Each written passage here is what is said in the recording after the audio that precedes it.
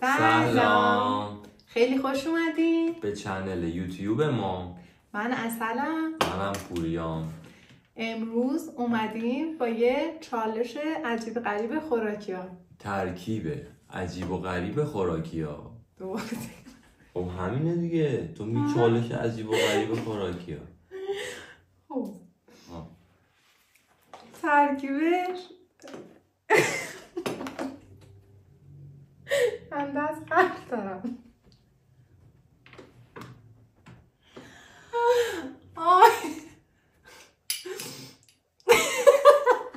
همزا قبل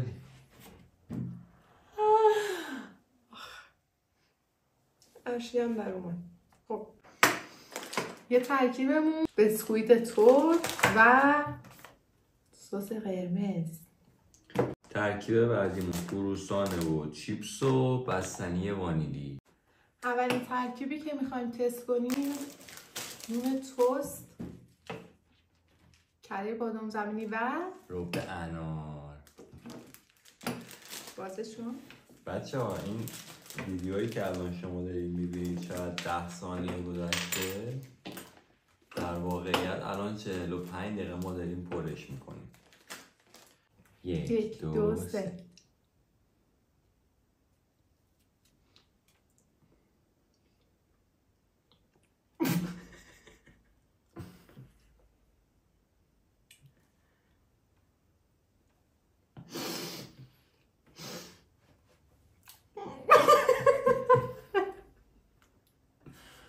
چرا؟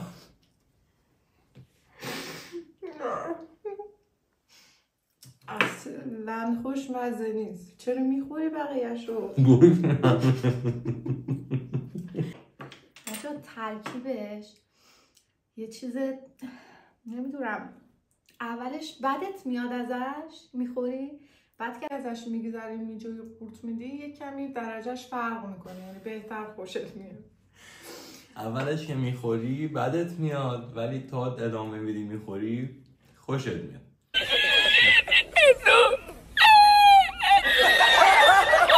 حالا بچه ها اگه همین ترکیب خب به جای رب انارش عسل استفاده کنی خیلی خوشمزه میشه. پیشنهاد میکنم حتما امتحانش کنی. من اگه بخوام بهش نمره بدم از 1 تا 10 من نمره 2 رو میدم. مثلا مگه نمره میخواد این؟ از 1 تا 10 منفی 5 میگیره به نظر. ولی یک کاس دیگه.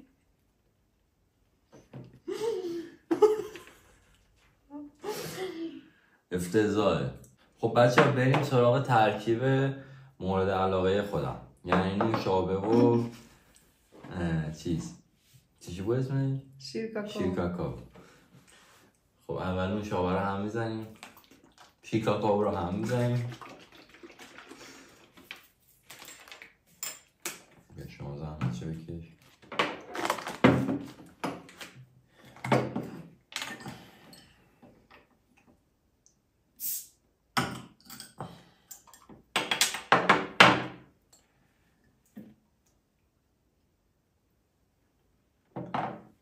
دارم یاد فیلم بریکینگ بد میافتم. احساس میکنم الان شیشه تولید میکنم.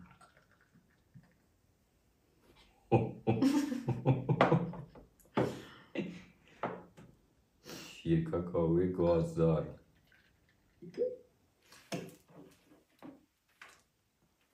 چه ترکیبی بشه عالی. ما این ترکیبا رو از چت جی پی تی پرسیدیم یه سریاشو و یه سری دیگه هم از چند نفر دیگه پرسیدیم. بهمون پیشنهاد کردن اینا رو حالا تست کنین. گفتم یه تست عجیب غریب میخوام، اینا رو چت جی پی تی بهمون گفت. 1 2 3.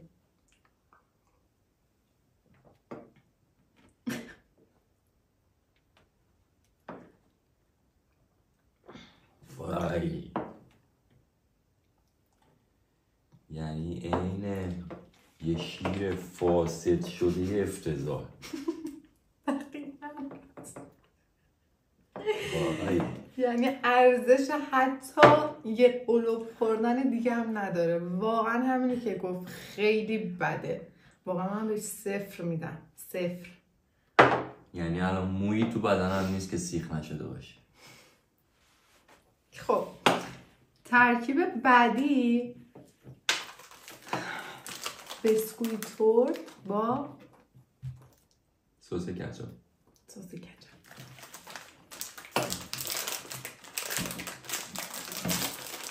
خسته شدی باردش کردی اونو.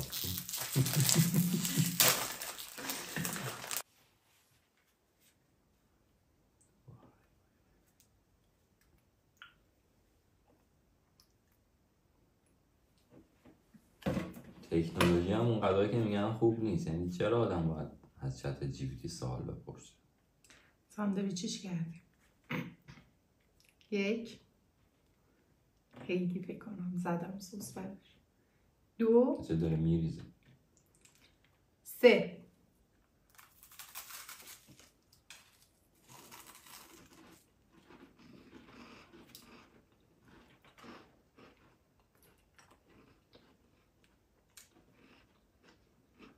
بعدش نیست.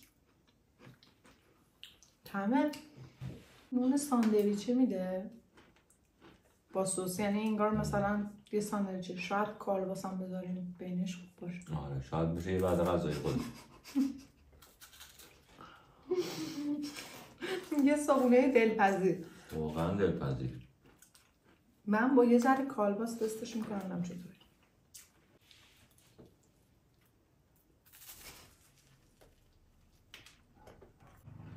به نظر من خوب بود. ولی برای من خیلی سس داری. خب سسش رو کم بزنیم. من نمره 5 بهش میدم. من با ارفاق و تک ماده بهش 1 میدم. نمرات خیلی بده. ترکیب بعدیمون کالباس و بستنی. بچه ما چون هوا گرمه بستنیمون تبدیل شده به ماست. 1 2 3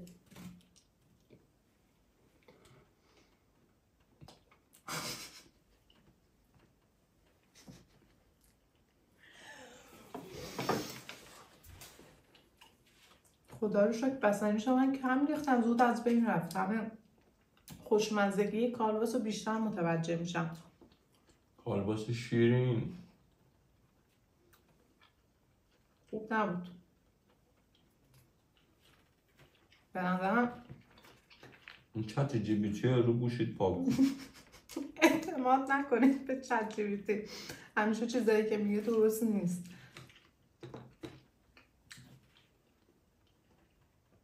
تو بستنی چه کم ریختی نجات پیدا کردی؟ من کالباسش رو زیاد برداشتم نجات پیدا کرد. آیتم بعدی که داریم پوبک و ماسته. فکر میکنم خیلی ها تستش کرده باشیم و اینکه ما هم میخوایم تست کنیم ببینیم چه جوریه پوبک و ماست. 1 2 3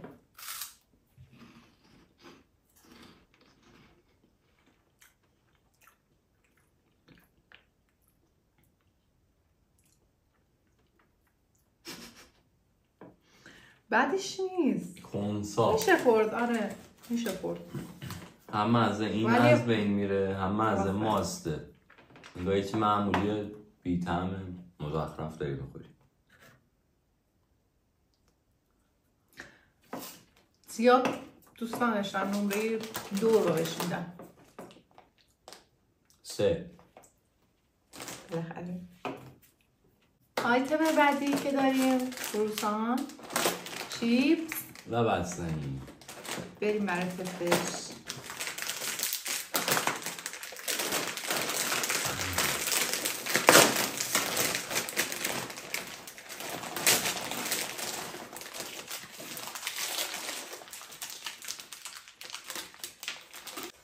یا اول بزل.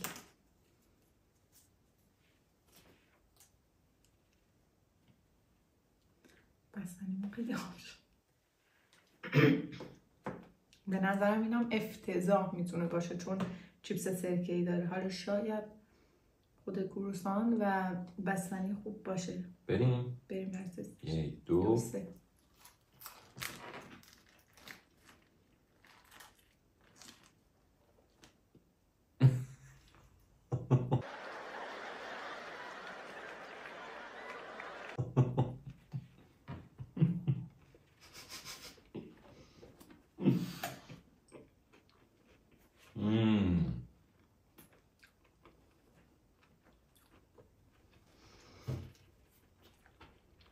انگار ببین خوشمزه است، ولی انگار کروسانش یه ذره نونش ترش شده با چیپس سرکه‌ای.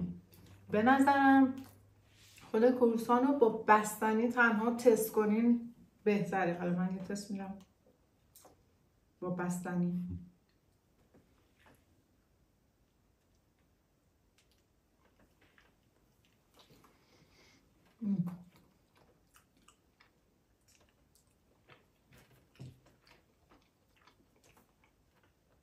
به نظرم خیلی عالیه بستنی و کروسان. یه جورایی حتما تستش کنین. تو خانواده کیک و بستنی میشه دیگه. میشه گفت، ولی خیلی باحال بود. من نمره با چیپس، نه بدون چیپس، کلا نمره 8 رو بهش میدم. منم 4. جدی؟ بچه این همه دغبه رو گذاشتم منش نسبت به اینا بچه ها. اما آخرین ترکیبی که داریم که قبلا هم امتحانشو پس داده شکلات صبحانه است با چوب شور. 1 2 3.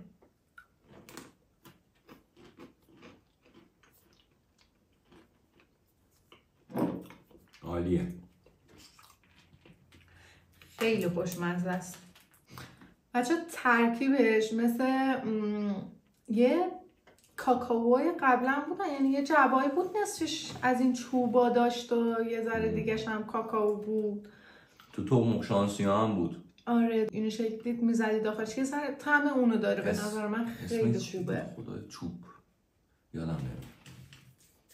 آره خیلی خوب بود، حتما تست کنید. خب بچه ها اینم از اولین ویدیوی ما کانالمون رو تازه زدیم. قراره کلی کارهای خفن انجام بدیم انشالله. سابسکرایب یادتون نره، زنگوله رو هم حتما بزنید، لایک ویدیو هم بزنید، کامنت هم برامون بذارید، به همون ایده بدید و بگین خوشتون اومده از این کلیپ یا چقدر به دلتون نشسته. به ما انگیزه بدیم برای کلیپ بعدی. خیلی دوستتون داریم. بای. خداحافظ تا ویدیو بعدی.